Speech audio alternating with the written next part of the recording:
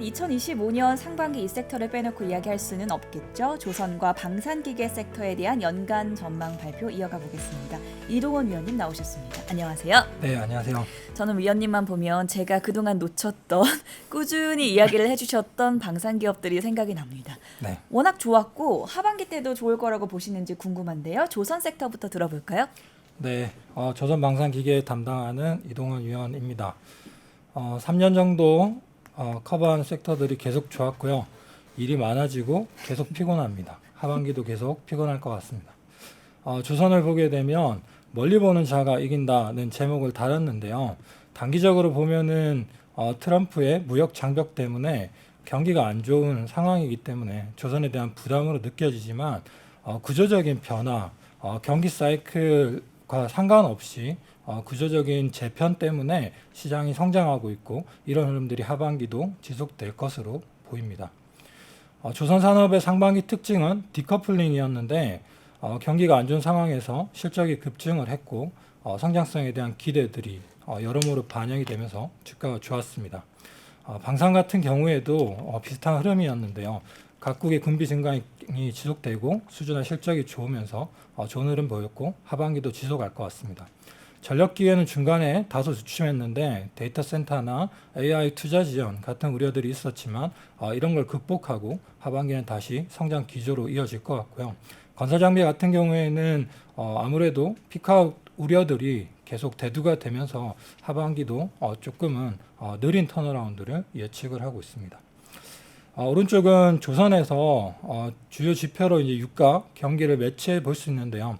지지분해한 상황이었는데 반면 주가는 굉장히 좋았습니다. 왼쪽 차트에서 실적이랑 컨센서스를 비교해 보면은 22년부터 23년까지는 기대치를 하회하다가 그 이후부터 급격히 증가를 해서 1분기 때는 정말 좋은 실적을 보여줬는데요.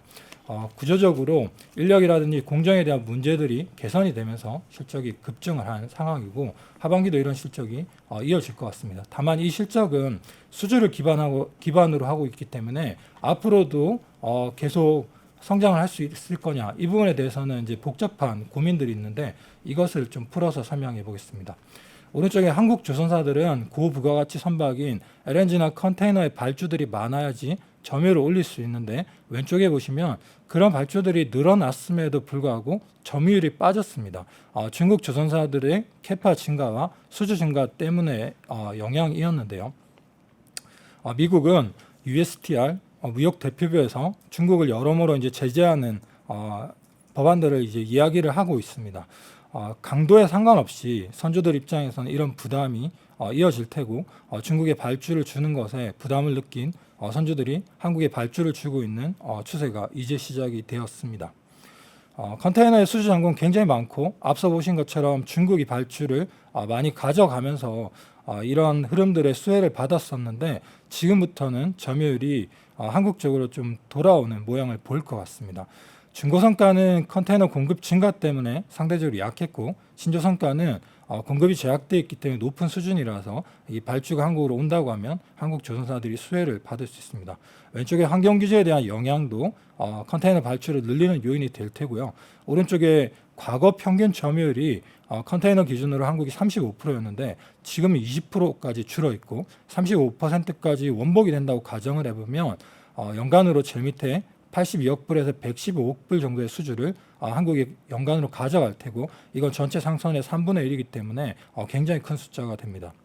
LNG는 공급이 전쟁 이후에 늘어난 인도 때문에 다소 주춤한 상황인데 이 경기가 LNG 시황이 안 좋은 거에 비하면은 트럼프의 공급 증가 이슈가 크기 때문에 하반기에 발주가 나올 테고 LNG 운반선의 발주는 거의 70% 이상을 한국이 다 가져가는데 미국 발주를 중국에 줄 이유가 없기 때문에 한국이 이 수혜를 받을 걸로 보입니다. 특수선, 이제 군함 관련해서도 미국이랑 협력이 계속 늘어나는데 십스X 미국이 381척의 전투함을 보유하겠다는 법안을 발의를 했고요. 이걸 통해서 보면 30년을 발주를 해도 연간 10척 이상의 발주를 계속해야 됩니다. 낙후된 미국 조선업으로는 커버할 수가 없고 한국이랑 협력이 하반기 때 가시화될 것으로 봅니다. HD 현대중공업이 탑픽이고 나머지 조선주 전반으로 관심 있게 지켜보자는 의견입니다. 방산각 기계의 제목은 분열과 재편이 주는 기회인데 이 구조적인 문제들을 살펴보게 되면요. 왼쪽의 파란 선이 방산주의 주가이고 작년 11월 트럼프 당선 이후에 러우 종전에 대한 우려 때문에 주가가 주춤했다가 이후에 다시 급증하는 모양을 보이고 있습니다. 트럼프의 여러 가지 정책들이 지정학적 리스크를 강화시키는 방향으로 가고 있고요. 이외에 전력기계는 여러 우려로 주춤했다가 다시 회복되는 모양이고 건설 장비는 지지부진한 상황입니다. 오른쪽에 국방 예산은 연간으로 4% 이상 증가할 것으로 보이고요. 특히 오른쪽에 보이시는 유럽 같은 경우에 연간 10%씩 성장을 할 것으로 예상되는데 한국은 유럽에 수출이 많고 미국에는 수출이 없습니다. 따라서 미국 같은 경우에는 국방 예산이 줄어드는 게 문제가 안 되고 유럽 같은 경우에 한국의 수혜가 클 것으로 보입니다. 한국 업체들의 수주 잔고는 과거 30조 원에서 90조 원, 이제 100조 원이 됐고요. 수출 파이프라인은 오른쪽에 보시는 것처럼 풀캐파로 돌아가는 상황에서 캐파가 증가하고 있습니다. 전력기기, 특히 한국에서 수출하는 변압기는 연간 7% 이상 성장이 2030년까지 지속될 것으로 보이고요.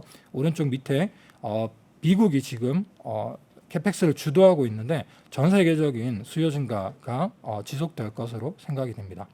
건설 장비는 턴 어라운드를 하고 있지만 이 부분은 미국의 관세라든지 인프라 투자의 불확실성에 대한 부담을 느끼고 있는데 기노 관점에서 봤을 때는 지금이 바닥 구간이기 때문에 연말로 가면서 비중을 늘려가도 괜찮다고 보고 있습니다. 방산에서는 현대로템, 전력기기, HD 현대엘렉트릭을 탑픽으로 꼽는데요. 전반적으로 섹터가 다 좋기 때문에 모든 커버리지를 관심주로 보시면 되겠습니다. 조금 더 상세한 설명이고 제 발표는 여기까지 하도록 하겠습니다.